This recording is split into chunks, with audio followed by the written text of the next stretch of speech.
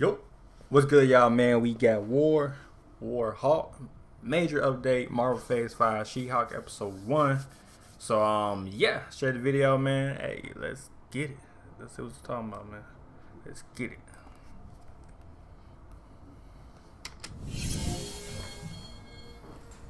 What's going on, guys? Welcome to Everything Always. My name's Michael Roman, aka Allfires. Now, one of the most interesting and exciting industry insider reports and rumors leading up to San Diego Comic-Con, and really still in anticipation of what's to come from Marvel in the future that hasn't been announced, is the World War Hulk storyline, stuff we didn't see from Thor Ragnarok, now coming into play in the MCU and taking Mark Ruffalo's iteration of the Hulk to a whole new place, finally making good on what they did during the Infinity Saga to depower this fan favorite character and instead bring him to one of his highest power levels, hopefully in a World Breaker Hulk situation where he becomes the major villain. Now, there has been a brand new development in the last couple of days. Damn. Certain Major villain. documents that seem to reveal the timeline for this and whether or not Marvel Studios can actually go forward with doing this because of the rights to the Hulk. We're going to break down exactly what they say, what it means for whether or not we're going to get a World War Hulk series in the MCU, and if we are, what sort of timeline we're looking at. We'll also cover exactly what Mark Ruffalo said a couple of days ago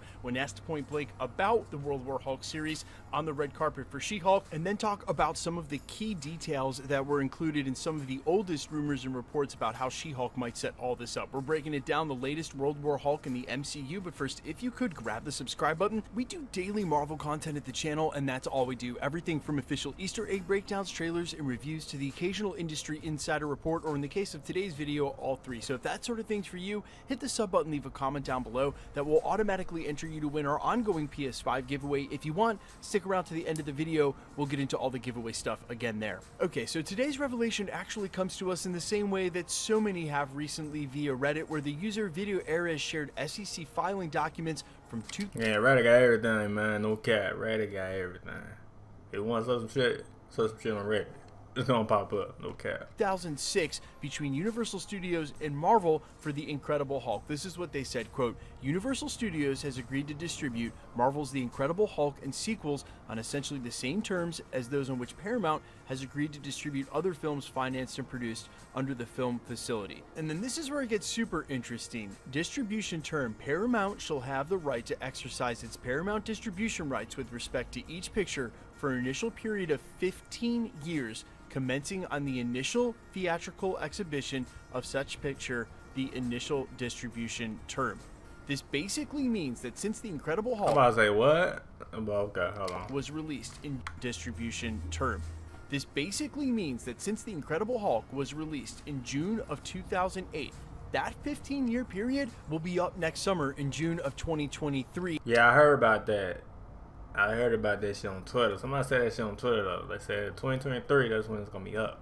So that's probably when they gonna talk about it, or the movie, or just anything, you know what I mean, type shit. Allowing Marvel Studios to move forward with finally doing their own solo Hulk film with Mark Ruffalo in the lead. Now, Hulk and Namor over at Universal are not...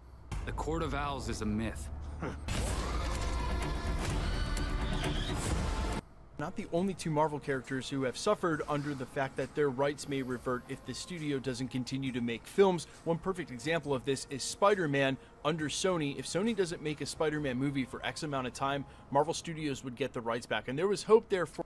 Oh, okay. So they don't make... Okay, I see. For a while that that's actually what would happen, but it seems as though Marvel Studios went and took the Hulk and did what they needed to just leave it sit for 15 years for Paramount, especially with... So that's why they made... That's why... Because I was wondering, like, what's going on, but okay. Because that's why they made... They you know, they made the Hulk. But they can't make a solo movie. That's why they made a team-up movie. That's why Hulk be always in Iron Man, Captain America. You know, this ain't a movie that is a team-up movie. Avengers, you know, so let's go on. With Namor, they didn't even attempt to do a Namor solo film that would have had to exist in its bubble when the MCU... I'm like, y'all, man, get my food. Okay, right? Bad. No cap.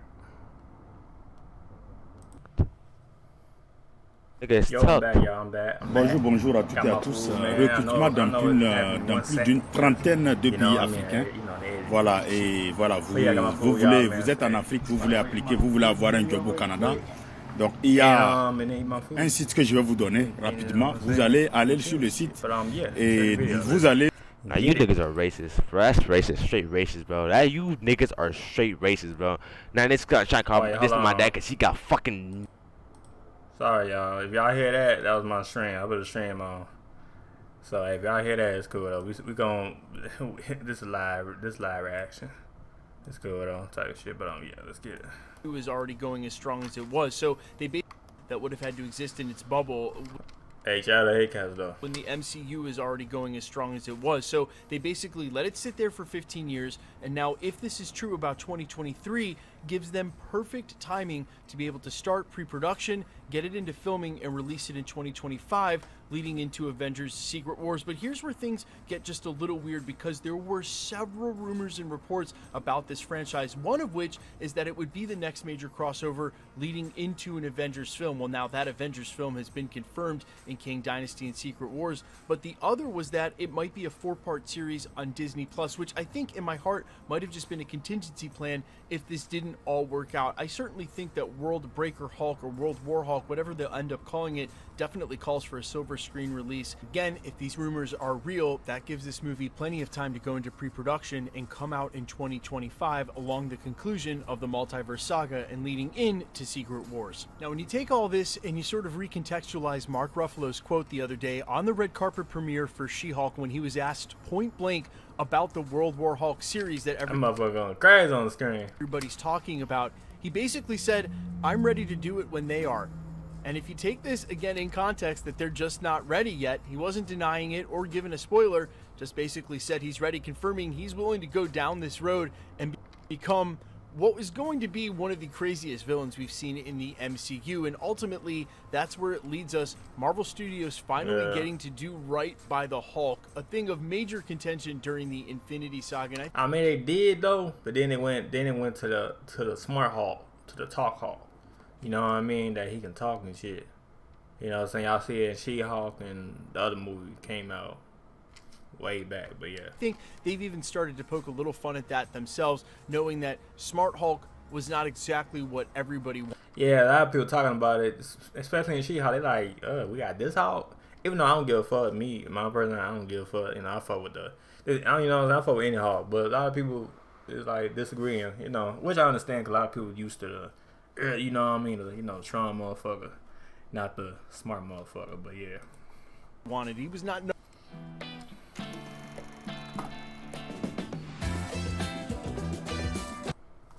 number one on everyone's list. Yeah, nah, I ain't gonna say everybody, but most people down there ain't fucking with it. And where we wanted this ultimate rematch between the Hulk and Thanos, fans were just super upset that not only was that not to happen, but we never got to see Hulk in any of his most powerful forms at any point.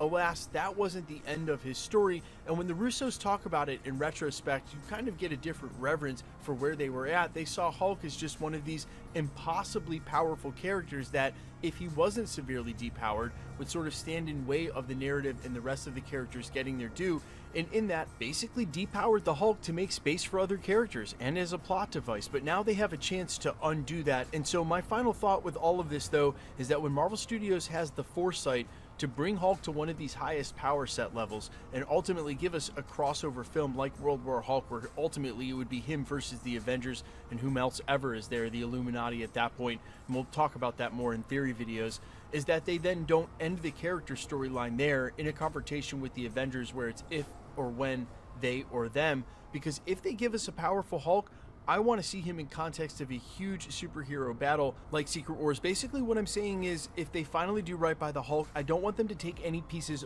off the chessboard. Leave him in play so we can see him versus Doom. Speaking of which, there's still one huge versus battle that Marvel has a chance to finally do that they never could before, in having Wolverine's introduction be Wolverine versus the Hulk. He's still well at play in the MCU, so this could ultimately lead to that as well. A chance for Marvel Studios to sort of cross all the T's and dot all the I's here during the multiverse saga, and I am here for it, guys. Let me know all your thoughts down below in reaction to this, where you stand with the World War Hulk film, and how you want to see this lead into Secret.